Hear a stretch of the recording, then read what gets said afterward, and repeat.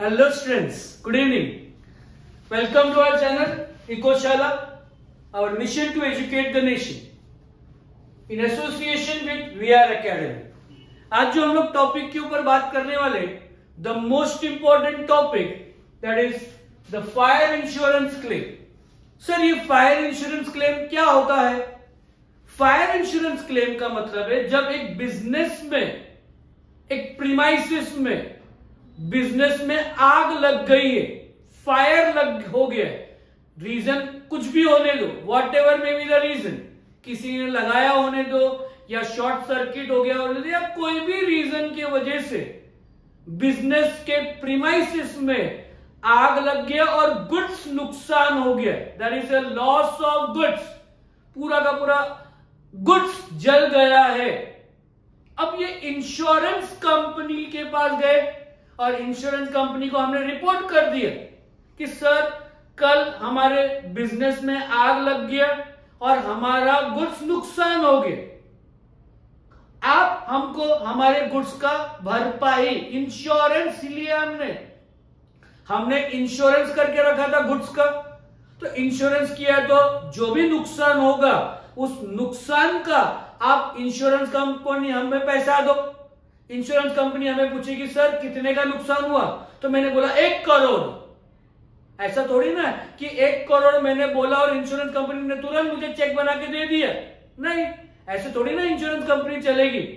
Insurance company बोलेगी sir हम आपके इमोशंस को वैल्यू कर रहे, हम मान रहे सच में 1 करोड़ का आपका नुकसान हो गया, बट प्रूफ क्या है कि सच में आपके दुकान में, आपके बिजनेस में 1 करोड़ का गुड्स था? कैसे पता? क्योंकि जो गुड्स था वो तो जल गया, जो बुक्स ऑफ अकाउंट्स था वो भी जल गया, सब कुछ एकदम तहस नहस हो गया, पूरा बिजनेस पूरी तरह से गुड्स जल चुका है, पूरा बुक्स ऑफ अकाउंट जल चुका है, आप प्रूव कैसे करोगे? तो अब हमें यहां पे इस चैप्टर में जो सीखना है, हमें इंश्योरेंस कंपनी को कैलकुलेट करना है कि what is the stock on the date of fire. जिस दिन, जिस वक्त हमारे गुड्स, जो गुड्स थे हमारे बिजनेस में, जिस दिन गुड्स पे आग लगी उस दिन हमारे पास कितने रुपीस का गुड्स था, यह हमें जानना है। तो उसका समझने के लिए पहले हम लोग समझेंगे what are the types of insurance. थोड़ा सा इंश्योरेंस के बारे में हम लोग बात करेंगे, फिर फायर के बारे में पूरा डिटेल में बात करेंगे। पहले हम इंश्योरेंस क्या होता है पहले हम वो समझ लेंगे। Insurance can be of 2 type basically. One is the life insurance. पहले सिर्फ लाइफ इंश्योरेंस हुआ करता था, जहां पे आप या मैं, हम हमारे लाइफ के ऊपर एक इंश्योरेंस लेते, LIC का मतलब क्या? Life insurance corporation. क्या करता है सर? आप या मैं, जैसे अगर मैं मेरी एग्जांपल ले तो मैंने मेरे लाइफ के ऊपर इंश्योरेंस करके रखा हुआ है ताकि कल कुछ भगवान ना करे अगर मेरा डेथ हो गया तो मेरे फैमिली तो कल से रोड पे आ जाएगी। पूरे बिजनेस में पूरा पैसा जो कमाता हूं मैं अकेला कमाने वाला इंसान हूं, और कुछ कारण की वजह से अगर मेरी डेथ हो गई तो कल से मेरे फैमिली तो खराब हो जाएगी। इस वजह से मैंने क्या किया, मेरे लाइफ को इंश्योरेंस करके रखा हुआ है और हर महीने मैं इंश्योरेंस कंपनी LIC कंपनी को प्रीमियम भरता हूं, और कुछ कारण की वजह से अगर मैं डेथ हो गया तो मेरे लाइफ का जो इंश्योरेंस करके रखा है, सपोज 50 लाख का इंश्योरेंस करके रखा हूं मैंने, जैसे ही मेरा डेथ हो गया मेरे फैमिली वालों ने इंश्योरेंस कंपनी को मेरा डेथ सर्टिफिकेट सबमिट करेंगे। 15 दिन, 1 महीने के अंदर मेरा पूरा प्रोसेस होने के बाद मेरे नॉमिनी, मेरे मम्मी पापा, मेरे वाइफ, मेरे बच्चों के नाम पे जो मैंने इंश्योरेंस करके रखा है वो पैसे मेरे वाइफ को या मेरे पापा या मेरे मम्मी को पैसे मिल जाएंगे। That is called as life insurance corporation, life insurance करके रखा। जैसे जैसे बिजनेस में रिस्क बढ़ते गया, जैसे बिजनेस में रिस्क बढ़ते चला गया, हमें क्या करना पड़ा? रिस्क को कवर करना है। जैसे पहले लाइफ के ऊपर रिस्क था तो हमने LIC ले लिए, जैसे जैसे बिजनेस में रिस्क आने लगा तो हमें जनरल इंश्योरेंस लेने पड़े। सर जनरल इंश्योरेंस क्या होता है? जनरल इंश्योरेंस को हम लोग थोड़ा डिटेल में पढ़ेंगे। देखिए जैसे मोटर इंश्योरेंस, मोटर इंश्योरेंस में क्या होता है सर? हम हमारे वाहन, हमारे गाड़ी का इंश्योरेंस करते। किसी ने एक्सीडेंट हो गया, एक्सीडेंट होने की वजह से बिजनेस में कुछ नुकसान हो गया, गाड़ी खराब हो गई, प्लीज बच्चों याद रखना कि आपके गुड्स में आपके लाइफ का कोई इंश्योरेंस नहीं है, यहां पे सिर्फ मोटर का इंश्योरेंस है। अगला है हेल्थ इंश्योरेंस, मेडिक्लेम निकाले, मेडिक्लेम निकाले हमने। मेडिक्लेम मतलब क्या? आप बीमार हो गए हो, हॉस्पिटल में एडमिट, कोविड हो गया था, एक एक इंजेक्शन 40-40 हजार, हॉस्पिटल में एडमिट हो गया, 4 लाख 5 लाख रुपए का इंश्योरेंस, हॉस्पिटल में पैसा भरना है, बिल भरना है 4 लाख, 2 दिन भी रखे 4 दिन भी रखे, कोविड वाला time best example, insurance company आपका बिल का पैसा भरेगी, that is called as health insurance. Fire insurance, जहां पे हमने मेरे बिजनेस में नुकसान हो गया, लॉस हो गया, तो इंश्योरेंस उसका हो गया। मराइन इंश्योरेंस, आपके पानी के थ्रू गुड्स जा रही है, पानी के थ्रू गुड्स जा रही है और अगर कुछ तूफान आ गई, उस वजह से पूरा का पूरा जहाज, पूरा का पूरा शिप पलटी हो गया, पूरा का पूरा शिप पानी में घुल गया, तो उसका भी नुकसान हो गया। फिर क्रॉप इंश्योरेंस, बारिश हो गई और पूरा फसल नुकसान हो गया, तो उसे बोलते हैं क्रॉप इंश्योरेंस। ट्रैवल इंश्योरेंस, आप विदेश जा रहे हो घूमने, कुछ कारण की वजह से वहां पे नुकसान हो गया। होम इंश्योरेंस, आपने घर बनाया, प्रॉपर्टी बनाया, प्रॉपर्टी में कुछ रायट्स हो गए, कुछ बाढ़ आ गया, कुछ कारण की वजह से अर्थक्वेक आ गया, आपका घर गिर गया, तो ये सब रिस्क है। All together it is an risk. ये रिस्क को कवर करने के लिए जनरल इंश्योरेंस बना हुआ है। आगे बढ़ते हैं हम लोग, अब आ गए हमारे टॉपिक की तरफ। फायर इंश्योरेंस में हमें टोटल 3 कैलकुलेशंस करना है। पहला कैलकुलेशन, जिस दिन आपके दुकान में, आपके बिजनेस में आग लग गया, उस दिन आपके पास कितने रुपीस की गुड्स थी, यह जानना सबसे बड़ा इंपॉर्टेंट पार्ट है।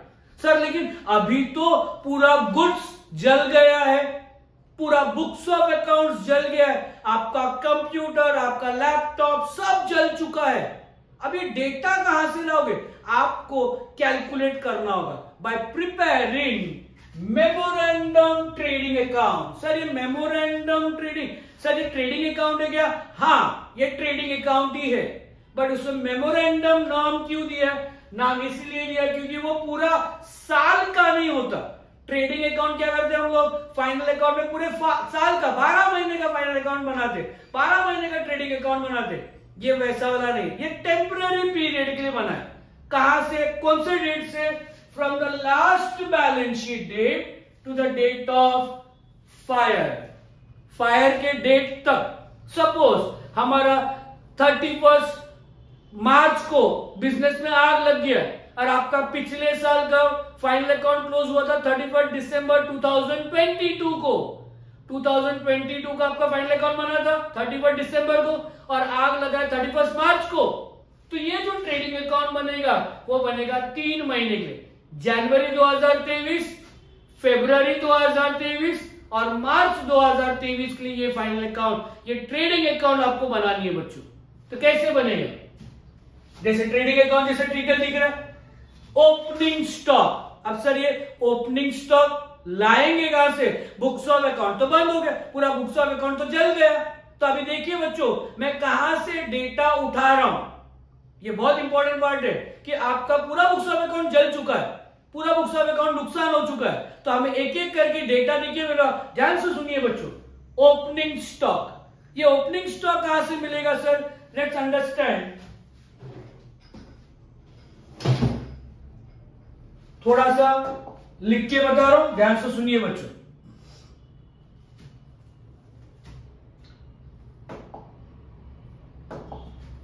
ओपनिंग स्टॉक आपको लास्ट ईयर का क्लोजिंग स्टॉक है, याद रखो बच्चों, what is opening stock? Opening stock है लास्ट ईयर का क्लोजिंग स्टॉक। पिछले साल हमारा जो क्लोजिंग स्टॉक है वो ये साल का क्या बनेगा? Opening stock. Books of account में यही रूल है कि जो पिछले साल का बैलेंस शीट है, सर लेकिन वो तो पूरा जल गया है ना।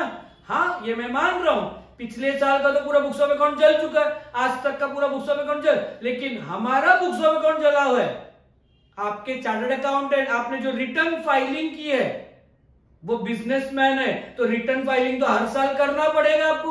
तो पिछले साल का ट्रेडिंग अकाउंट से आपको क्लोजिंग स्टॉक मिल जाएगी, या पिछले साल के बैलेंस शीट के एसेट साइड से आपको क्लोजिंग स्टॉक मिल जाएगी। और अकाउंट्स क्या बोलता है? पिछले साल का क्लोजिंग स्टॉक ये साल का क्या बनेगा? Opening stock. फिर आगे बढ़ते परचेज। सर ये परचेज कहां से मिलेगी? परचेज आपको दो टाइप का परचेज होता है, एक होता है कैश परचेज और दूसरा होता है क्रेडिट परचेज। कैश परचेज कहां से मिलेगा? कैश परचेज आपको आपके बैंक डिटेल्स में मिल जाएगा, पहली बात। दूसरा क्रेडिट परचेज। अब क्रेडिट परचेज कहां से मिलेगा? सर मुझे बच्चों ये बात तो पता नहीं कि मैंने कितने रुपीस का खरीदा, ये मुझे पता नहीं, लेकिन मुझे इंसान तो पता है। ए से मैं गुड्स खरीदता हूं, मैं बी से गुड्स खरीदता हूं, मैं सी से गुड्स खरीदता हूं, मैं डी से गुड्स खरीदता हूं। मैं क्या करूंगा? ए भाई साहब को फोन करूंगा, पूछूंगा भाई साहब मैंने आपसे आज तक 1 जनवरी से लेके 31 मार्च तक मैंने आपसे कितने का गुड्स खरीदा था, जरा बताएंगे प्लीज। तो उनके पास तो डेटा रहेगा, क्योंकि मैं परचेज कर रहा हूं, मतलब उनके लिए वो सेल्स है। सिंपल लॉजिक है कि नहीं? तो वो सेल्स डेटा देखेंगे कि सर को मैंने 1 जनवरी को 10,000 का माल बेचा था, 15 जनवरी को 20,000 का माल बेचा था, 15 फरवरी को 20,000 का माल बेचा था। तो मेरे को बता देंगे सी सर आपने 1 जनवरी को 10,000, 15 जनवरी को 20,000 और 15 मार्च को आपने 20,000 का, तो टोटल 50,000। वैसे मैं बी को भी पूछूंगा, वैसे मैं सी को पूछूंगा, वैसे मैं डी को पूछूंगा। इन सब का परचेज को मैं जोड़ दूंगा तो मुझे क्या मिल जाएगा? परचेज मिल जाएगा। करेक्ट है? वेजेस, मुझे वापिस वही बात, कौन से वेजेस है ये तो मुझे पता है कि अगर एक पर्सन मेरे साथ काम कर रहा है और उसका प्रति महीने 10,000 रुपए सैलरी है, ऐसे उसने 3 महीने साथ मेरे साथ काम किया, तो मैं क्या करूंगा? 10,000 इंटू 3 महीने। सिंपल बात। बी मेरे साथ काम कर रहा है तो मैं बी को कितना सैलरी दे रहा हूं? सपोज 5,000 दे रहा हूं, 3 महीने उसके भी 5,000 इंटू 3। सी मेरे साथ काम कर रहा है, उसको मैंने पगार दिया 20,000 रुपए, तो 20,000 इंटू 3। क्या किया मैंने? जिस दिन balance sheet, last balance sheet से मेरा डेट ऑफ हायर तक मल्टीप्लाई कर दूंगा। ऐसे हर एक डायरेक्ट एक्सपेंस को भी मैं वैसे ही करूंगा। अगर आप सेल्स में जाएंगे तो कैश सेल्स भी होता है और क्रेडिट सेल होता है। जैसे हमने परचेज के लिए क्रेडिटर को फोन किया था, याद रखो बच्चों, the person from whom goods are purchase is called as creditor, the person to whom goods are sold are called as debtor. तो मुझे वापिस मैंने कितने का गुड्स बेचा ये तो पता नहीं, लेकिन इंसान तो पता है। मैं एक्स को फोन करूंगा और बोलूंगा भाई साहब मैंने 1 जनवरी से लेके 31 मार्च तक मैंने आपको कितने का गुड्स बेचा था, जरा बता सकते हैं आप? वाई को फोन करूंगा, उनको भी यही सवाल पूछूंगा, 1 जनवरी से लेके 31 मार्च तक मैंने कितने का गुड्स बेचा, जरा बता देंगे?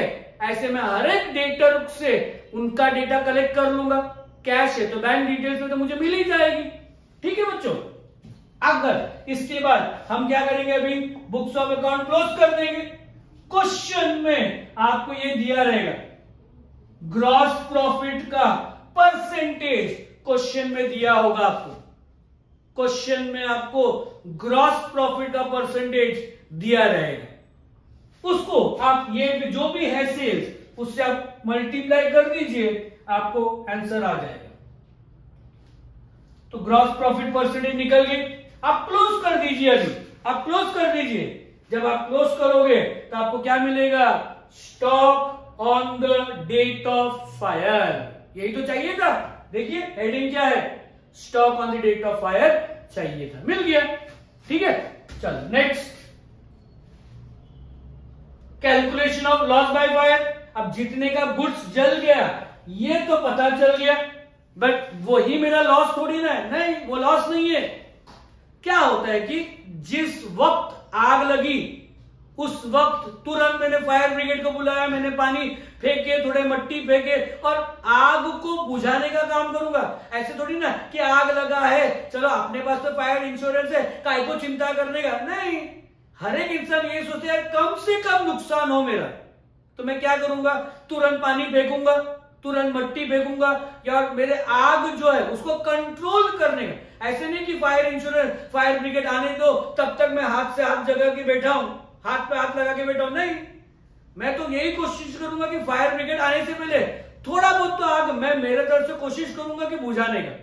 चलो मैंने बुझा दिया, और इससे क्या होगा, मुझे मिल गई stock on the date of fire, जो पिछले वाले सेक्शन में हमने देखा, उसमें से माइनस करेंगे सैल्वेज वैल्यू। सर ये सैल्वेज वैल्यू क्या होता है, कुछ आधा अधूरा माल जो जला है, या ऐसा कुछ माल है जो जला बिल्कुल नहीं। आग थोड़ा आगे बढ़ने से पहले हमने आग को कंट्रोल कर दिया, और वो आग को कंट्रोल करके जो माल बच गया था उसको हमने मार्केट में सस्ते भाव में बेच दिया। रख के तो कोई है नहीं, उसको हमने थोड़ा बहुत रिपेयर करके हमने सस्ते भाव में मार्केट में बेच दिया, तो वो मेरे बन गई salvage value. Next, stock on the date of fire से हम सैल्वेज वैल्यू माइनस कर देंगे, जो हमें बचेगा that is my loss by fire. ये हो गया हमारा second calculation. Next, calculation of amount of claim. ये है हमारा फाइनल कैलकुलेशन। हर क्वेश्चन में हमें ये कैलकुलेशन करना है। What is stock on, what is the amount of claim, तो इसके लिए क्वेश्चन रीड करना होगा बच्चों। क्वेश्चन रीड करके आपको जानना है whether the type of insurance is optimum insurance. Sir ये ऑप्टिमम इंश्योरेंस क्या होता है, ऑप्टिमम इंश्योरेंस में आपने कितने का पॉलिसी ली थी। सर मैंने 1 लाख का पॉलिसी लिया था, नुकसान कवर का पॉलिसी 1 लाख का लिया था, ठीक है, और जिस दिन आग लगी और वो डॉट 1 लाख का नुकसान हुआ है, जैसे हमने लिखा देखो, when the value of policy is equal to stock on the date of fire, stock on the date of fire हमने नंबर 1 में कैलकुलेट की थी। वैल्यू ऑफ पॉलिसी आपको क्वेश्चन में दिया रहेगा, कंपेयर करो, अगर दोनों सेम है तो उसे हम लोग क्या नाम देंगे, ऑप्टिमम इंश्योरेंस। जैसे हमने एक एग्जांपल लिया है, वैल्यू ऑफ पॉलिसी है 10,000, stock on the date of fire है 10,000। सर फिर अभी इंश्योरेंस कंपनी हमें कितना देगी, hence the amount of claim is loss by fire. जो लॉस बाय फायर आपने निकाली थी वही इतना अमाउंट आपको इंश्योरेंस कंपनी दे देगी। Very simple. चलो सेकंड टाइप, ओवर इंश्योरेंस। मतलब क्या, आपने इंश्योरेंस लिया है 1 लाख रुपए का, आपने इंश्योरेंस लिया है 1 लाख रुपए का, और आपका स्टॉक नुकसान हुआ है 80,000 का, 80,000 का नुकसान हो गया आपका, तो it is called as over insurance. देखिए, when the value of policy is more than stock on the date of fire, policy का अमाउंट है 1 लाख, पॉलिसी की अमाउंट है 1 लाख और आपका stock on the date of fire है 80,000, तो आप इसको क्या नाम देंगे, ओवर इंश्योरेंस। जैसे एक एग्जांपल के साथ समझाऊंगा, वैल्यू ऑफ पॉलिसी है 12,000, आपका stock on the date of fire है 10,000, तो ऐसे टाइम पे सर हमको जितना नुकसान हुआ उतना दे दो ना, नहीं, हमें क्या होगा, amount of claim will be loss by fire, जितने का नुकसान हुआ उतना पैसा इंश्योरेंस कंपनी आपको दे देगी। वेरी सिंपल, ठीक है। अब third part, the most important part, जो नॉर्मली 99% क्वेश्चन में ये वाले कंसेप्ट आते हैं, that is called as under insurance. Sir what is under insurance, जहां पे वैल्यू ऑफ पॉलिसी कम है, ऑप्टिमम में दोनों सेम, ओवर में वैल्यू ऑफ पॉलिसी ज्यादा है और अंडर में वैल्यू ऑफ पॉलिसी कम है। When the value of policy is less than stock on the date of fire, जैसे एग्जांपल लिया मैंने, value of policy 8,000, stock on the date of fire है 10,000, तो ऐसे टाइम पे क्या करेंगे सर, हमको जितना नुकसान है उतना दे दो ना सर, 8,000 रुपया दे दो, नहीं, 8,000 आपको क्यों दे? क्योंकि आपका पूरा माल थोड़ी ना चला है। बच्चों याद रखो, हमने सैल्वेज वैल्यू सीखा है, जहां पे थोड़ा बहुत माल आपका बच भी तो गया। आपको हम 8,000 कैसे दे? 8,000 किसके लिए था? अगर आपका पूरा नुकसान होता, पूरा का पूरा एक भी गुड्स बचना नहीं चाहिए, तो हम आपको 8,000 दे देते। लेकिन आपका पूरा गुड्स थोड़ी ना चला है, आपका थोड़ा बहुत गुड्स बच भी तो गया, सैल्वेज भी तो बचा है, तो हम आपको 8,000 नहीं देंगे। तो फिर ऐसे टाइम पे क्या करेंगे? तो आपको कैलकुलेट करना पड़ेगा।